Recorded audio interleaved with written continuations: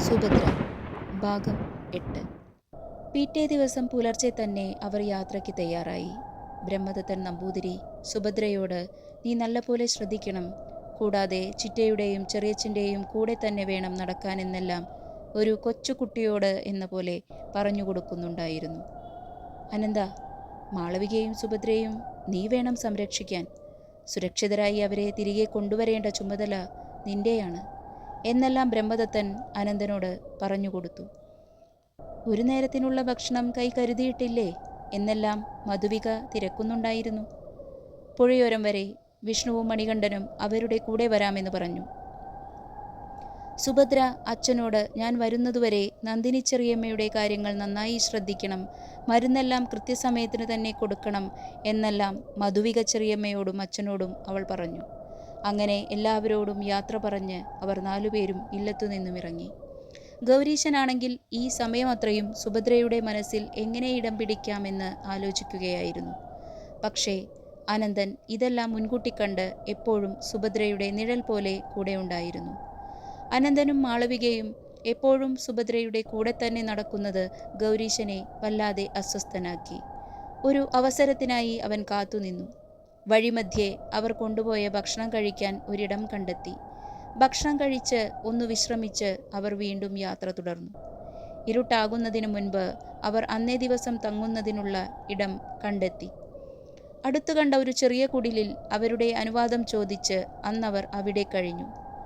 സുഭദ്രയാണെങ്കിൽ പുതിയ കാഴ്ചകൾ കണ്ട് ആസ്വദിച്ചു. അവളുടെ മനസ്സിൻ്റെ വേവലാതികൾ അവൾ കുറച്ചു സമയമെങ്കിലും മറന്നു. ഇത്രയും സമയമായിട്ടും സുഭദ്ര ഗൗരീശനോട് ഒന്ന് സംസാരിക്കുകയോ നോക്കുകയോ പോലും ചെയ്തില്ല. പിറ്റേ ദിവസം നേരത്തെ തന്നെ അവർ യാത്ര തുടർന്നു. ഇനി ചിലപ്പോൾ ഇതുപോലുള്ള കുടിലുകൾ വിശ്രമത്തിനായി കിട്ടുമെന്ന് പ്രതീക്ഷിക്കാൻ കഴിയില്ല. അതുകൊണ്ട് ഏതു സാഹചര്യത്തിലും കഴിയാനുള്ള ആർജവം നേടണമെന്ന് അനന്തൻ ഗൗരീശനോടും മാളവികയോടും സുഭദ്രയോടുമായി പറഞ്ഞു. അന്ന് സന്ധ്യാവന്ദനത്തിനും വിശ്രമത്തിനുമായി അവർ ഒരു മരച്ചുവട്ടിൽ അഭയം തേടി. കാട്ടുപ്രദേശമായതുകൊണ്ട് തെല്ലുഭയത്തിലാണ് എല്ലാവരും ഉണ്ടായിരുന്നത്. ആനയും പുലിയും കടുവയും സിംഹവുമെല്ലാം ഇറങ്ങുന്ന കാടാണ്. പാമ്പുകളുടെ ചീറ്റലുകൾ അവരുടെ കാതുകളിൽ മുഴങ്ങി.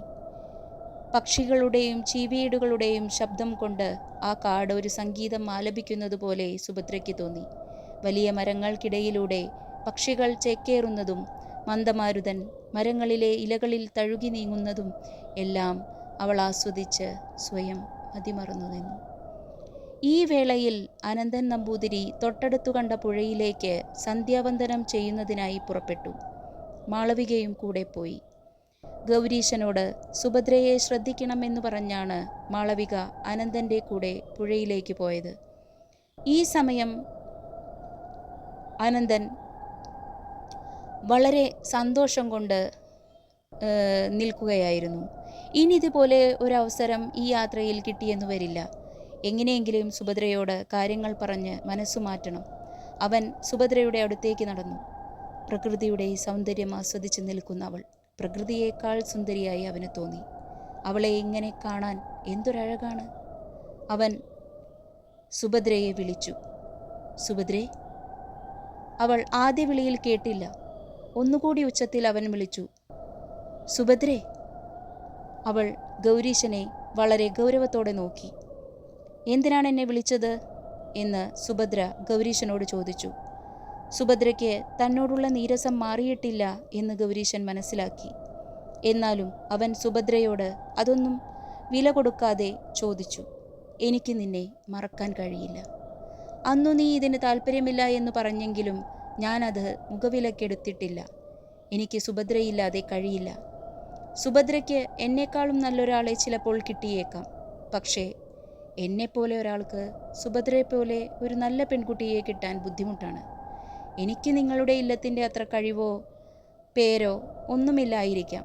പക്ഷേ ഞാനും ഒരു മനുഷ്യനാണ്. എനിക്കുമുണ്ട് എൻ്റേതായ ചില കൊച്ചു കൊച്ചു ആഗ്രഹങ്ങൾ. സുഭദ്ര എതിർപ്പൊന്നും പറയരുത്. എനിക്ക് സുഭദ്രയെ ആദ്യമായി കണ്ട അന്നു മുതലേ തോന്നിയ ഇഷ്ടമാണ്. ഇതുവരെയും ആരോടും എനിക്കിതുപോലെ തോന്നിയിട്ടില്ല. പെട്ടെന്നൊരു തീരുമാനമൊന്നും എന്നോട് പറയേണ്ട. നല്ലതുപോലെ ആലോചിച്ച് മറുപടി പറഞ്ഞാൽ മതി. എന്നോട് ഇഷ്ടമല്ല എന്ന് മാത്രം പറയരുത്. ഇതെല്ലാം കേട്ടതും സുഭദ്രയ്ക്ക് ദേഷ്യം കൂടി വന്നു. എനിക്ക് ഗൗരീശനോട് ഒരു ഇഷ്ടവുമില്ല. ഗൗരീശനെ എന്നല്ല, ആരെയും എനിക്ക് എൻ്റെ ജീവിതത്തിൽ കൂട്ടായി വേണ്ട. എൻ്റെ തീരുമാനത്തിന് ഒരു മാറ്റവുമില്ല. അന്ന് പറഞ്ഞ അതേ കാര്യങ്ങൾ തന്നെയാണ് എനിക്ക് ഗൗരീശനോട് പറയാനുള്ളൂ. എന്നെ വെറുതെ വിട്ടേക്കൂ. ഞാൻ ഗൗരീശൻ കരുതുന്ന പോലെ ഒരു പെണ്ണല്ല. എൻ്റെ തീരുമാനങ്ങൾ എന്നും ഉറച്ചതായിരിക്കും. ഇത്രയും പറഞ്ഞ് സുഭദ്ര വളരെ വേഗത്തിൽ പുഴയോരത്തേക്ക് നടന്നു നീങ്ങി. സുഭദ്രയുടെ വാക്കുകൾ കേട്ട് ഗൗരീശൻ വല്ലാതെ വിഷമിച്ചു. അവളെ എനിക്ക് ഇനിയൊരിക്കലും കിട്ടാൻ പോകുന്നില്ല എന്ന് പറഞ്ഞ് അവൻ സ്വയം ശപിച്ചു.